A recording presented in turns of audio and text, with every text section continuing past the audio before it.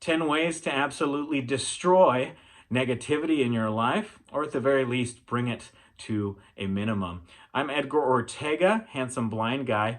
One of the things I want to emphasize on this channel is that we develop good, positive mental habits and at the same time get rid of our old, bad mental habits that tend towards negativity. Positive mental habits lead towards positive thinking. They manifest positive things in our life. Negative thoughts, negative habits, they manifest negative emotions, right? Sadness, anger, resentment, cynicism. We want to avoid that and increase the amount of positive things that we feel. And so this helps us develop a more fulfilling life, a happier life, better relationships, and all around having a better life by thinking positively and eliminating those negative habits in our lives. Our brains, they take the path of least resistance when encountering a problem, and these habits are developed over time, over the years, are things you've learned from your parents, from whoever raised you, from the experiences you've had, and they automatically go there. And if you develop negative habits, negative mental habits, then obviously, like we said, that leads towards negative emotions. And so I'm going to give you 10 positive things that we can do today to begin working on our journey to rewire our brains so that we have automatic positive mental habits. But before I get to the first one, I want to ask you to go ahead and hit that subscribe button and the notification bell so that you never miss a video, and we get lots of positive messages out there to as many people as possible. The first mental habit, the first positive thing that you can do to decrease the negativity in your life is to understand the difference, or the idea, the concept of externals and internals, right? This is that old Stoic principle that's been developed into cognitive behavior therapy as well as to addiction treatment. It's the idea that we understand the externals and the internals. The externals are those things in life that happen to us, right? And the internals are how we evaluate those situations. Now, there will be times when those externals, you evaluate it with your internals, and you realize there's something you can do about the situation. So if something happens, something negative, for example, you're taking a college course and you're halfway through and you realize that you have a horrible grade in the class halfway through the class, something terrible like maybe a C or something like that, right? And then you evaluate it. Is there anything I can do about this horrible thing that's making me not feel good? It's making me feel negativity, right? And you can either absorb all that negativity and then quit the class, right? And just think you're stupid and talk yourself down. Or you can evaluate what you can do to remedy the situation. In this case, there certainly is something you can do. You can hunker down, develop positive study habits, right? Take notes, review your notes, talk to the professor to see if there's anything you can do, if there's anything you don't understand. Study hard for those tests. There's things you can do in this situation to bring up your grade, and that's just an example. But there's also times when we evaluate the situations and there's really nothing you can do. It's out of your control, and a lot of times these are those times in life that are very difficult. Maybe you lose somebody that you love, right? Maybe you lost your job and there's really nothing you can do about it. Or simply the weather outside isn't what you wanted it to be, right? We can't control these things. We can't control the weather. We can't control a lot of things that happen to us. And so then we go to the externals, right? Or the internals. The externals are the things that happen, those things we can't control in this case. So we go to the internals, and then we decide, well, what can I do in this case? And there, even when there's nothing you can do about the situation that is going on, you can't control it. You still can control how you perceive that situation. You can think it's the end of the world, and you can constantly build up negative thoughts, and that's what we tend to do automatically. Or you can look at the situation either in a positive way or in a constructive way, right? You can absorb it for what it is. It's been said that there's nothing that's good or bad. It's only how we think of it, right? If you understand those old Stoic ideas. That's the basic idea of it. So the externals are those things that happen to us, right? Whether we can control them or not, we evaluate with our internals. If we can't control them, we can still use our internals to decide how we think of the situation. We can always take a situation and make it the worst case scenario, or we can learn from it, or we can just accept it and deal with it. Now, it's not always easy, but we can make an effort to change our frames about how we view everything that happens to us. We really don't know how things are going to affect us in the future. And so it's always best to take each individual situation and view it for what it is in a positive frame, in a positive way, or frame it in a constructive way. Even though we may be feeling sadness, anger, whatever it may be, we want to minimize that. We want to keep that to a minimum.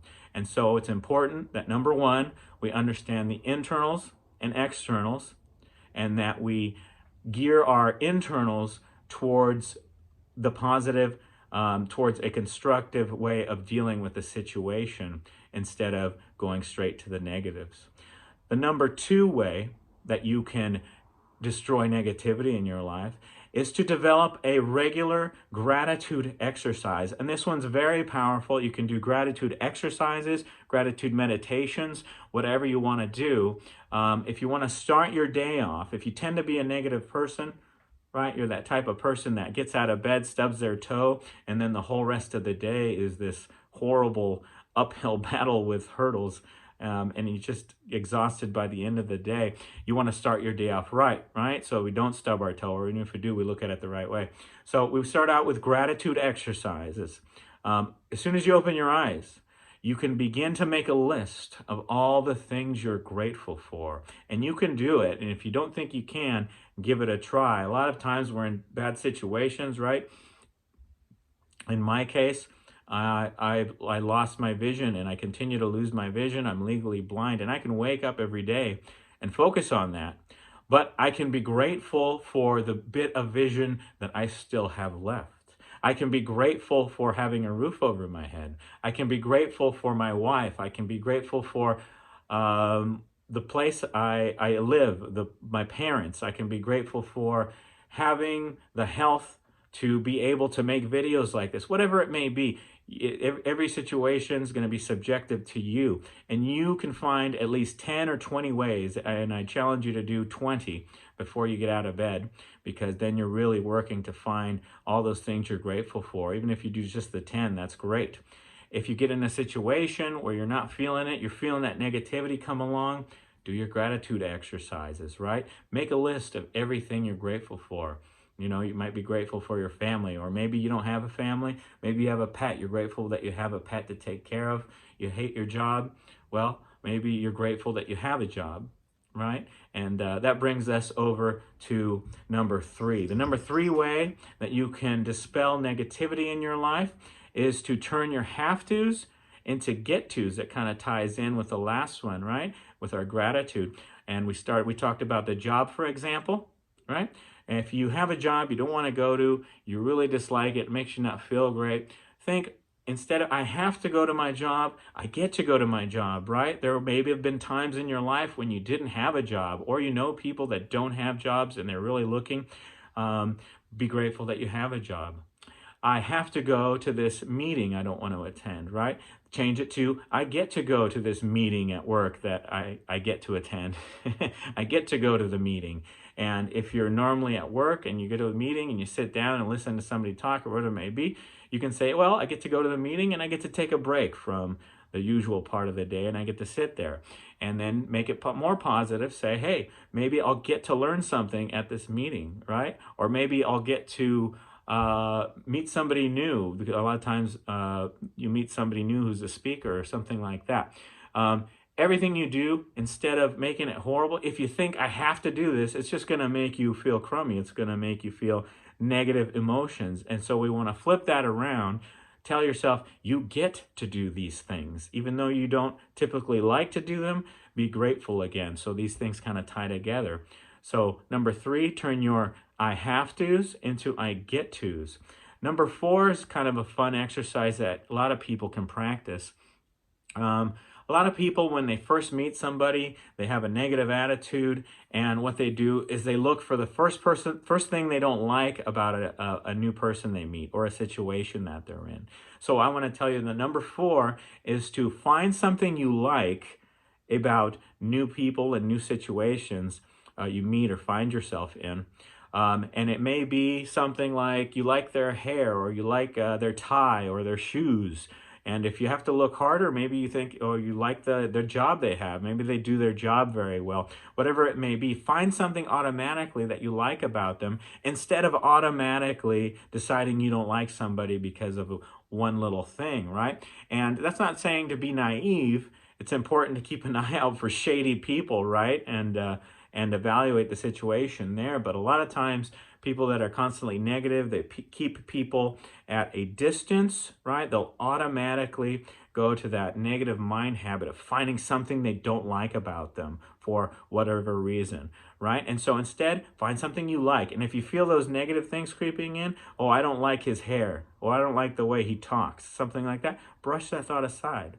Just like if you ever try meditation, you get really good at brushing thoughts aside as they come in. So in this case, brush that negative thought aside and then immediately look for something you like about that person. You might have to try hard, but at least you make it a habit to do something positive. And eventually, you'll do this automatically, and people will want to be around you more because you're being more positive. So that's number 4. Look for something you like about new people and new situations you find yourself in.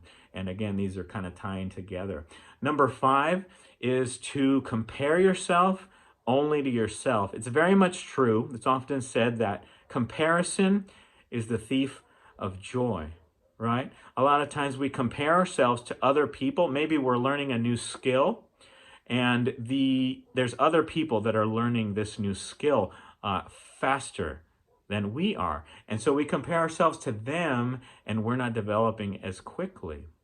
But the truth is, let's say, for example, I do martial arts. I really enjoy training Brazilian Jiu-Jitsu. And I see this a lot with students who train in Jiu-Jitsu, is they'll come in as a fresh white belt, and they'll start learning things, and they do pretty good. You know, they start learning some of the basics, and then 1, 2, 3 months go by, and they've really learned a lot, even though they might not feel like it.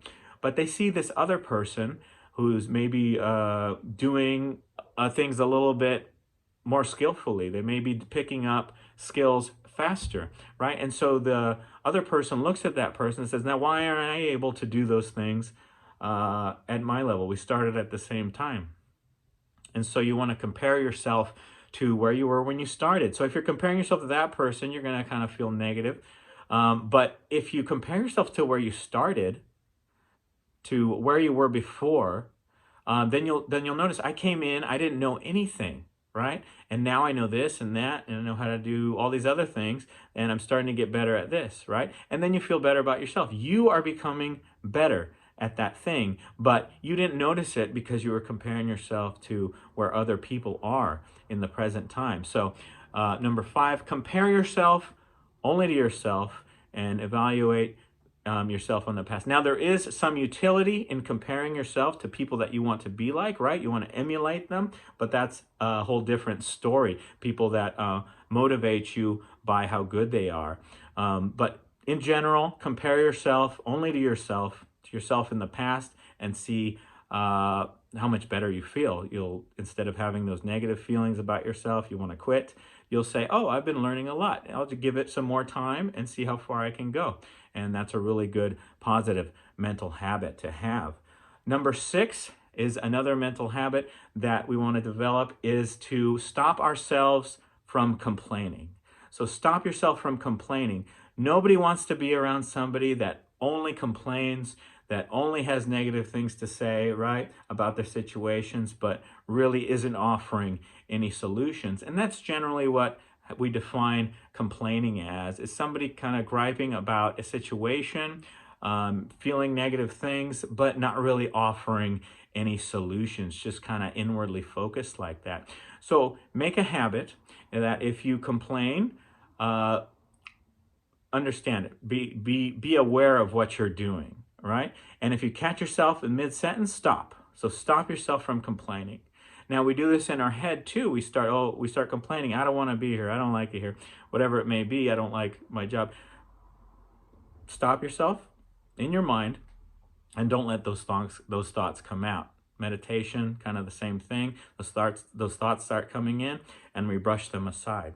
So stop yourself from complaining. Don't let anybody catch you complaining, and don't let yourself catch yourself complaining. All right, so now so those are the first 6, and these are the mental exercises that we can develop, and you can take any of these and practice them in the little things, like when you're stuck in traffic, you're in a long line that's not moving, whatever it may be, you're meeting new people. You practice these mental habits.